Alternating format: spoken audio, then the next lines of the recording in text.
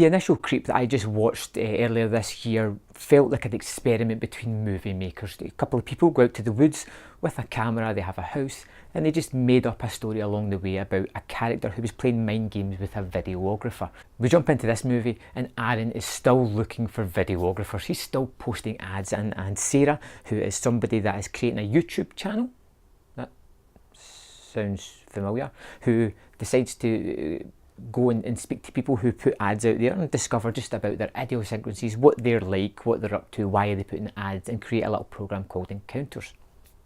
She finds Aaron's ad and is intrigued and goes along to this cabin in the woods to talk to Aaron. Now, initially I felt this was going to follow the exact same plot as Creep. That made me a little bit wary of it, because you've seen things before where sequels just retread familiar ground, but almost instantly it turns the tables and creates something a little bit different. Aaron almost straight away confesses that he is a serial killer, a mass murderer, to Sarah. And Sarah's reaction is one of the best things that I really liked about this movie, because she doesn't really act shocked. She takes it as face value. She talks to him as if it's just, you know, like somebody saying, I'm a mechanic or something like that. She just rolls with the punches, asks questions, and then has a little moment in the bathroom later on where she freaks out. But she knows that this is a fantastic story and something that she could really, you know, create a YouTube career for her, or a career of some sort, and push her forward. So she decides to stick with Aaron, unsure whether he's telling lies or if he is really deranged and psychotic, as she may ever so slightly suspect. It creates a strange dichotomy where a lot of what each character is saying is just possibly untrue. You're never quite sure. There's lots of mind games going on. Aaron is really trying to unsettle Sarah, and she has this poker face almost that doesn't allow anything to be shown on the surface. She keeps it all below and calm, and then has outbursts later on when she's alone with the camera talking to it. I feel as if where the first one was a little bit more of an experiment in trying to just create a story, this one is definitely evolved into something a little bit more propulsive, a little bit something that moves along, and they have a grander scheme of what they're doing, a better outline.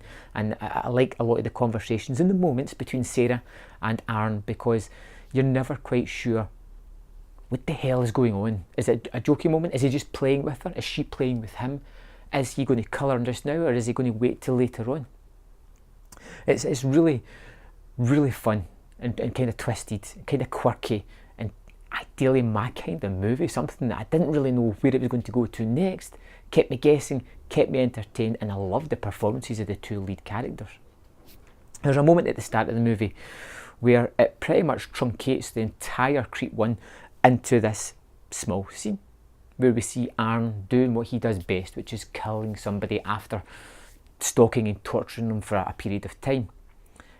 And that kind of leads into the story itself. It kind of makes the uncertainty of Sarah, but she's the unknown quantity in this, and she's the person who just doesn't react the way you would expect people to react. And that's what I found as a breath of fresh air. I thought it was really terrific. Creep 2 surprised me even more than the first one. I found it more enjoyable, with a lot more subtle playfulness by the filmmakers here. It still looks kind of quirky and gnarly the way it's done with the handheld cameras, but I like that aesthetic. I like the fact that it boils it down to just two characters as well, put in situations where you're never quite sure who has the upper hand, if anybody does, or what's going to happen next. It keeps me intrigued and keeps me moving on the story, so much so that I kind of like Aaron, and I really did like Sarah at the end of this movie, and I want to see a part 3 to see how this story is going to evolve from there, because it's enjoyable. It's fresh take on movie making, in my opinion. I like it.